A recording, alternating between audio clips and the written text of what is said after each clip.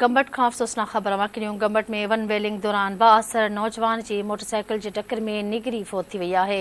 अफ़सोसनाक ख़बर माकिरियूं पिया। मोटरसाइकिल जे टक्कर में 6 वरहनि जी नूर फातिमा उजण फ़ौत थी वई आहे। लाश घर पहुचण ते कोहराम मची वियो आहे। वारसनि जो चवणु आहे त अणॼातल नौजवान वन वेलिंग करे रहिया हुआ, जंहिं दौरान मोटरसाइकिल जे टक्कर में निगरी फ़ौत थी वई आहे। हिकु भेरो ॿीहर गंबट खां अफ़सोसनाक ख़बर माकिरियूं। गंबट में वन वेलिंग दौरान बाअसर नौजवान जे मोटरसाइकिल जी टक्कर में निगरी फ़ौत थी वई आहे। मोटरसाइकिल जे टक्कर में 6 वरहनि जी नूर फातिमा उजण फ़ौत थी वई आहे। लाश घर पहुचण ते कोहराम मची वियो आहे। वारसनि जो चवणु आहे त अणॼातल नौजवान वन वेलिंग करे रहिया हुआ, जंहिं दौरान मोटरसाइकिल जे टक्कर में निगरी फ़ौत थी वई आहे। अफ़सोसनाक ख़बर मां गंबट खां ॾेई रहिया आहियूं। गंबट में वन व्हीलिंग दौरान बाअसर नौजवान जे मोटरसाइकिल जे टक्कर में निगरी फ़ौत थी वई आहे।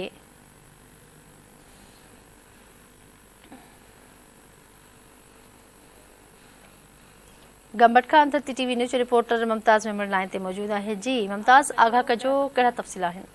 ॾिसो सोनिया, मां तव्हांखे ॿुधाईंदो त गंबट शहर में जेको आहे तेज़ रफ़्तार वन व्हीलिंग दौरान टक्कर लॻण सबबि जेका जानवरनि जी निगरी हुई, उहा जेको आहे ज़ख़्मनि जा सूर में खणंदे फ़ौत थी वई आहे। त मां तव्हांखे ॿुधायां त गंबट जी गर्ल्स हाई स्कूल वारे रोड ते जेको आहे तेज़ रफ़्तार नौजवान पारां जेको आहे वन व्हीलिंग कंदे जेका निगरी हुई 6 साला नूर फातिमा हुजण, उनखे जेको आहे टक्कर लॻो, जंहिं सबबि जेको आहे हुनखे गंसिजो जी हालत में गिम्स अस्पताल दाख़िल कयो वियो, जिते जेको आहे निगरी अॼु ज़ख़्मनि जा सूर में खणंदे फ़ौत थी वई आहे।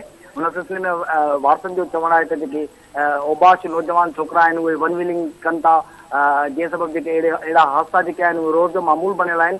हिननि जेको आहे SSP खेरपुर समेत जेको आहे इंतिज़ामिया खां मुतालबो कयो आहे त जेके नौजवान छोकिरा वन व्हीलिंग कनि था उन्हनि ख़िलाफ़ जेको आहे सख़्त सां सख़्त एक्शन खयो वञे त जीअं अहिड़ा वाक़िया जेको आहे रुकिजी सघनि। ठीकु आहे मुमताज़, वॾी महिरबानी तफ़सील ॾियण जे लाइ।